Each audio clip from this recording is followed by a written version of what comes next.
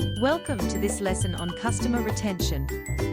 This is the first of several lessons from our course in attracting and retaining customers, and provides insight into the value of customer loyalty and some best practice techniques you might consider applying in your own organization. As we know, the key to successful growth in any business will lie in not only growing customers, but more importantly, in retaining your profitable customers and in growing your sales with them. In this lesson, and the one which follows, we will examine a range of variables to work on to manage and improve customer retention in your business. These will include: first, understanding the economics of loyalty. Next, how to build customer equity. We will then consider the importance of service quality in supporting customer retention. We then look at customer relationship management, and finally at the RFM framework, or recency, frequency, and monetary value. First, let's think about the economics of customer loyalty. In his book, Capturing Customer Hearts, Brian Clegg argues, unlike great products, unlike low prices, great customer service is hard to copy. Differentiation is the name of the game. According to LinkedIn, there are 377,213 people in the UK with the phrase customer experience either in their job title or primary description of themselves. That's a pretty good indicator that organizations feel the need to invest in this competency. The cost of customer acquisition greatly outweighs the costs of customer retention. A Bain & Company and Harvard Business School study reports that increasing customer retention rates by 5% increases profits by 25% to 95%. Additionally, new customer acquisition costs have increased by almost 50% in the past 5 years. Here are some typical industry standard cost of customer acquisition values, or the amount of money each company spends on average on marketing and advertising to acquire just one new customer. In the travel industry, Priceline.com costs are typically $7 per customer. In the telecom industry, Sprint PC's costs are typically $315 per customer. In the retail industry, Barnes & Noble's costs are typically $10 per customer. And in the financial industry, TD Waterhouse's costs are typically $175 per customer. The cost of customer acquisition greatly outweighs the costs of customer retention.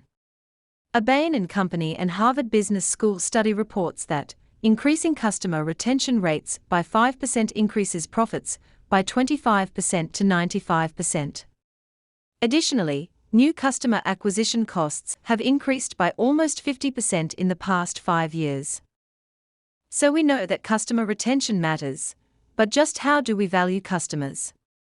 Whilst customer lifetime value goes some way to giving a financial reason for retaining customers, what's needed is a clearer picture of the desired outcome of retention. Companies needed to start thinking about a new measure, one that reflects the value of their customer relationships and the contribution it makes to future growth prospects. The new measurement of value that has been developed is known as customer equity. Customer equity consists of 3 key components: value equity, brand equity, and retention or relationship equity. Let's look at each of these in turn. Value equity describes the value your customers place on the products and services you provide. The customer assessments of what the company has to offer in the marketplace is based on the customer's willingness to sacrifice what it gets. A business scores high when it satisfies preferences, price, and convenience. If customers believe your offering has a high value, it will increase the prices you can charge and encourage new customers to try out your brand. McDonald's is one of those businesses with a high customer equity. It has fast food everywhere, and its price is reasonable. Brand equity refers to a value premium that a company generates from a product with a recognizable name when compared to a generic equivalent. Companies can create brand equity for their products by making them memorable, easily recognizable, and superior in quality and reliability. Actively managing and reinforcing this promise is vital to remaining relevant to and valued by customers. The effect of these investments is to create, over time, predictable patterns of customer purchase or usage. Apple, considered one of the world's most valuable brands, is a classic example of a brand with positive equity. The company built its positive reputation with Mac computers, before extending the brand to iPhones, which deliver on the brand promise expected by Apple's computer customers. Relationship equity, also known as retention equity, is the value of the individual customer experience, derived from interactions with the company. Relationship equity is equivalent to the traditional term goodwill. It is the value in the business, as a result of customer attitudes. In essence, it is the way the company demonstrates its commitment to the customer and fulfills its brand promise. At each and every point of contact, whether visually, verbally, or in written form, the company has an opportunity to demonstrate this commitment. Relationship equity is tangible and measurable. As the equity builds, the customer's attachment and loyalty to the company increases. The likelihood of the customer switching allegiance to the competition diminishes, and the company's sales inevitably increase. Relationship equity can also be thought of as a form of co-creation of value, whereby customers interacting with the brand, and more recently between themselves, create value in the form of relationship equity, which is expressed as a preference for that brand in both purchases, and most importantly in their other social interactions. Relationship equity engenders positive word-of-mouth value, and in the era of social networking, this is a major strategic need for branded organizations. So how do we measure customer equity? Many market leaders measure their customer equity by taking the aggregate value of market share, or increasing the number of high-value customers, customer share, selling more to each of those customers, and customer lifetime value, extending the length of each customer relationship. Let's consider now how we can build customer equity. Building customer equity requires companies to build a set of integrated CRM capabilities that can deliver real, bottom-line results. Three major groupings of CRM capabilities are key to driving customer equity.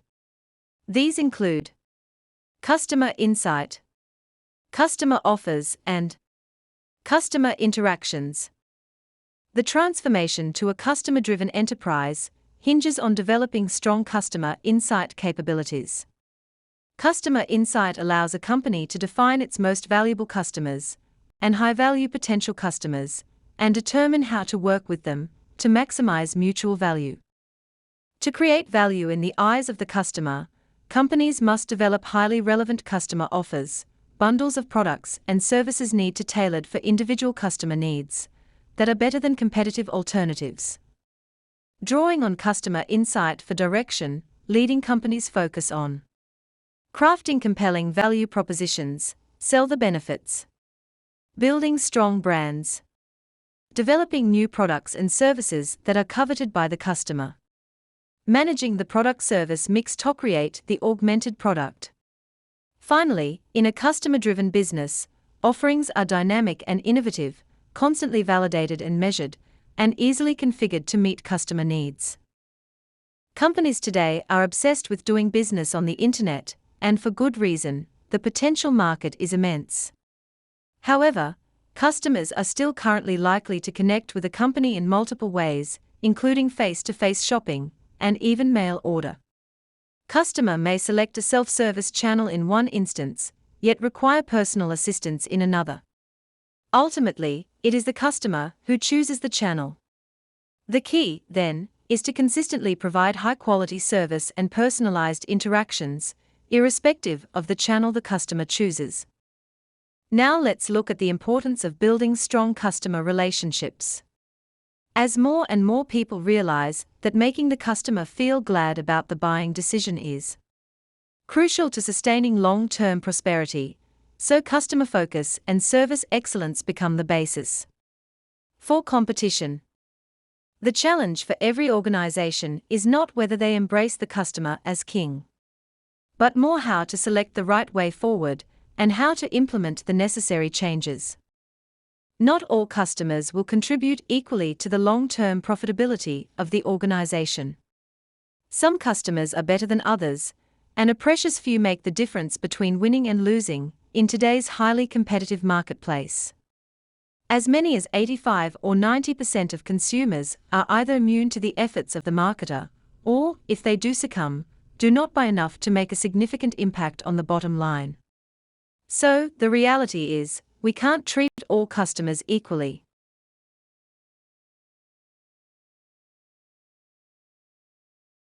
As a consequence of the debate on customer value, loyalty parity began to emerge, and the concept of differential marketing, or DFM, began to take shape. Customers who do buy the brand are a source of positive profit flow. Those who don't buy the brand often contribute negative profit flow because of marketing expenses wasted by producing no return in sales. Another important concept in informing your marketing strategy is brand profitability. Brand profitability is the aggregate of the profitability of all customers, whether they buy or whether they don't.